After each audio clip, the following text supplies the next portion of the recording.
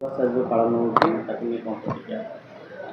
1949 नवेम्बर 26 तारिख में भारत वर्षर संविधान भारतीय मान प्रदान करते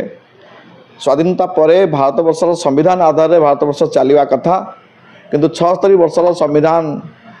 दिवस है किंतु आमे भारतीय माने भारतीय संविधान आधार में चली पारे ना जो राजनीतिक दल केन्द्र में तथा ओडिशा रे शासन व्यवस्था अच्छी सी भारतर संविधान को मानती नहीं संविधान जो सब व्यवस्था से सब व्यवस्था को भांगी सारे भारत वर्षर सुप्रीम कोर्ट आउ न्याय प्रदान कर पारना भारत वर्षर जो अच्छी निर्वाचन कमिशन आउ निरपेक्ष निर्वाचन कर पारना एवं प्रत्येक व्यवस्था भांगी गला भारत वर्षर 94% लोक होती साधारण मनुष्य जो माने को बहुजन कहींपर किंतु से 94% लोकों पाखे भारत वर्षर लोकों अधिकार मिलूना भारत वर्ष में जी जन्म हम सी भारत वर्षर नागरिक आज भारत वर्षर नागरिक मानक गोटे साधारण मनुष्य सजई देवाई कि गोटे षड्यंत्र चलती तेणु संविधान दिवस रे भारत वर्षर प्रत्येक लोक तार अधिकार पर लड़ाई करिवो एवं भारत वर्षर संविधान जो महान संविधान को भारत वर्षर समस्त जनगण गांधी प्रेरणा रे डॉक्टर बाबा साहेब आंबेडकर प्रेरणा रे पंडित जवाहरलाल नेहरू प्रेरणा रे निर्माण करते से भारत वर्ष संविधान आदर्श रे भारत वर्ष केम चलो से दिगरे हमको प्रयास करियो। सर देखिए बाबा साहेब आंबेडकर जो संविधान प्रणयन करते किंतु वर्तमान से नियम कानून को टोटाली बीजेपी सरकार फू कर गोटे प्रकार कहले संविधान को कुचकुचा करके मारी दि जाऊँगी तेणु कांग्रेस आज जो समारोह कर यार आक्रोश शिकार कौन हो देखो दुईटी कथा जिते बड़े भारत वर्ष संविधान निर्माण है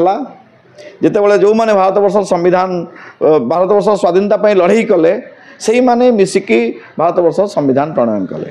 भारत वर्ष संविधान यूनिकनेस होची सर्वसम्मति क्रमे भारत वर्षर प्रत्येक धारा संविधान प्रत्येक धारा उपधारा तैयारी हला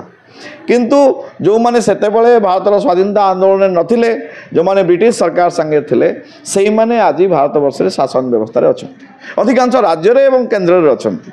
सेठी से माने निश्चित भाव में भारत वर्ष जो संविधान जो माने जो गणतंत्र कथा सार्वभौमता कथा सर्वधर्म समभाव कथा सामाजिक न्याय कथा जो संविधान कहूँ ताको से माने विश्वास न करवा कथा से माने प्रथम रु आरंभ करछंती तेणु ताको नष्ट करदवा पई जो षड्यंत्र चलैछंती ता विरुद्ध रे सारा राज्य रे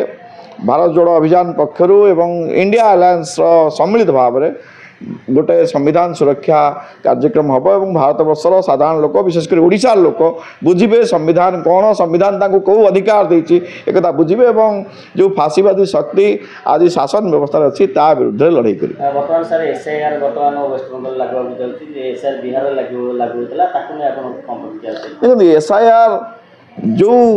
उद्देश्य रे लागू करने योजना करते प्रकृति में उद्देश्य अभिन्न भारत वर्षर जो अच्छी निर्वाचन प्रक्रिया को निज पॉकेट रे भर्ती करदेवाई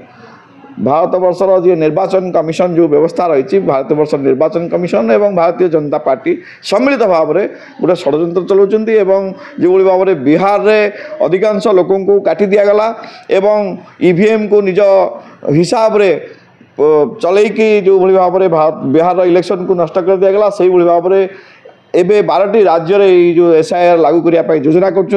जो भारत वर्षर गणतंत्र भारत वर्षर संविधान भारत वर्षर सार्वभौमता भारत वर्षर नागरिक अधिकार एगुड़ाक क्षुण्ण हम तेणु ता विरुद्ध रे आमे आंदोलन सारा देश में करूँ ओडिशा जिते लागू हम निश्चित भाव में विरुद्ध गोटे वातावरण तैयारी हम एवं एसआईआर आड़े निर्वाचन कमिशन जो एकछत्रवाद बीजेपी प्रतिष्ठा करने को चेष्टा कर संपूर्ण भाव में रोक सर कह जाए एसआईआर लागू हेले जोटा नकली भोटर जोटा कहछि से भोटर संख्या किछि कमी जिवो कि राहुल गांधी तो देखईदेले केमती नकली भोटर बढ़ुंट गोटे अन्य देशर झील तार ये 22टा जगह भोट अच्छी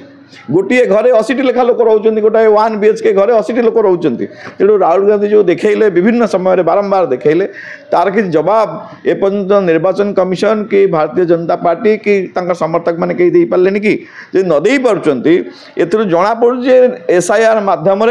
या सजाड़ा कौन ताकू बरं बिगाड़ी सपक्ष करने गोटे षड्यंत्र चलती